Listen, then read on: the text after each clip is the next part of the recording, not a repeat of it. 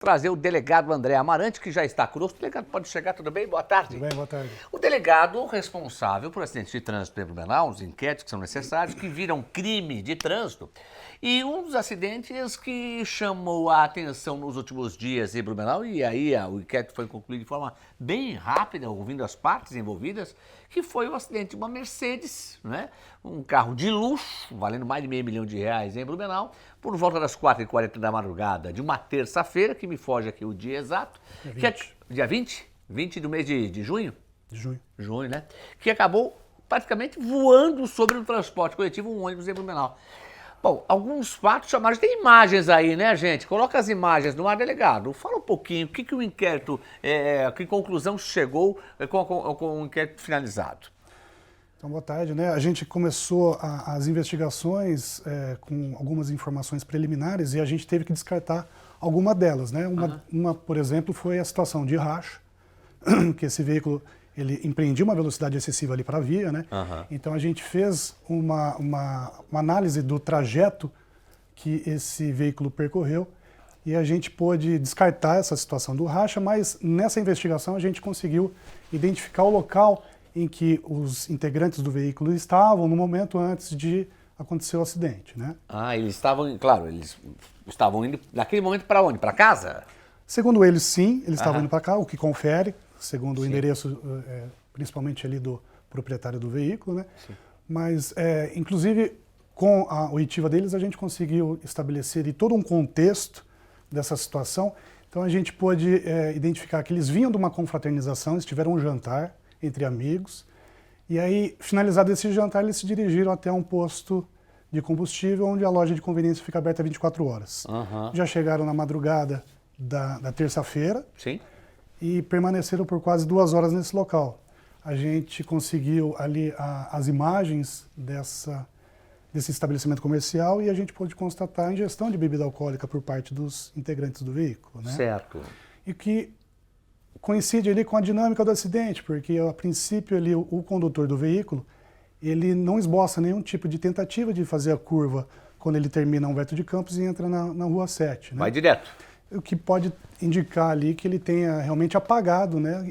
E isso também é um indicativo do estado de sonolência característico de uma embriaguez mais avançada. Bom, delegado André Amarante, a gente vê aqui as imagens do carro, como ficou, o ônibus e aonde ele se projetou no ônibus também, porque ele acabou pegando o canteiro central e voando, né? Sim. Rampando para cima do ônibus. Felizmente ninguém se feriu gravemente, né?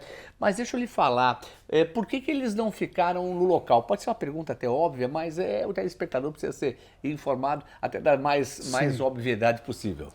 Existem algumas circunstâncias que autorizam a pessoa a não permanecer no local logo após o acidente, né? Para procurar um socorro próprio, por exemplo. Perfeito. Foi o que eles passaram para nós em interrogatório. Mas isso não se confirma pelo contexto apurado, né? Porque a gente constatou que eles estavam fazendo ingestão de bebida alcoólica, inclusive com indícios característicos de embriaguez. Então, o fato deles terem deixado o local do acidente foi realmente para, enfim, se afastar ali do local, visando se furtar uma responsabilidade, inclusive criminal, em relação a esses fatos, mesmo porque eles não se dirigiram até um hospital, né? Eles foram para uma casa de um terceiro, enfim, né? E permaneceram por algum tempo ali, sem procurar um atendimento, pelo menos médico convencional, num hospital. Quem estava dirigindo o veículo? Era o proprietário ou era uma pessoa, um amigo do proprietário do carro? Isso, eram 2 integrantes. O proprietário do veículo, ele estava na condição de passageiro, ele não era o condutor do veículo. Não era condutor do veículo. Mas veio uma terceira pessoa e acabou levando do local do acidente. Isso. A princípio, os 2 integrantes do veículo, eles estavam participando dessa confraternização que eu mencionei. No posto de combustível. Mas no posto de combustível, uma terceira pessoa, um outro amigo, também compareceu. E, enfim, aí totalizando essas três pessoas, né? Sim. Os 2 envolvidos no acidente, então, foram socorridos, foram retirados do veículo por parte desse terceiro amigo.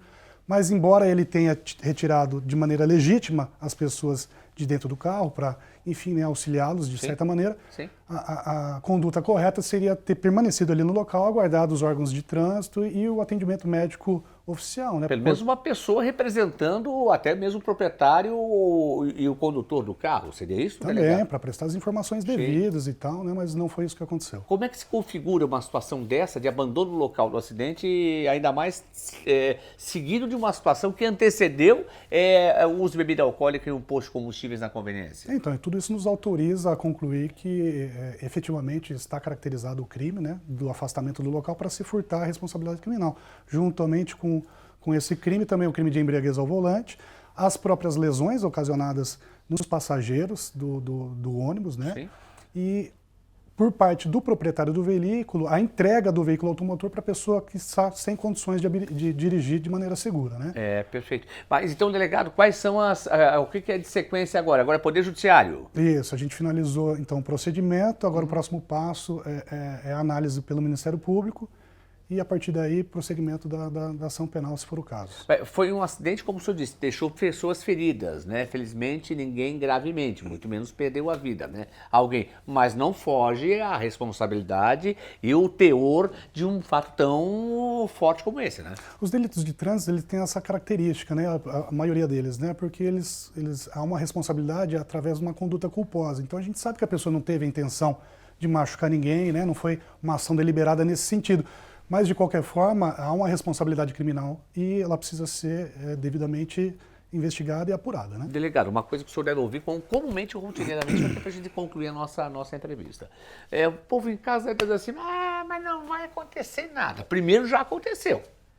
Já aconteceu, porque a polícia fez o trabalho dela, que cabe, ou seja, com tudo que foi munido e repassado pela Guarda Municipal de Trânsito, também a sequência do seu trabalho, né? Ou seja, agora o Poder Judiciário não tem volta, né? Ou seja, a punição.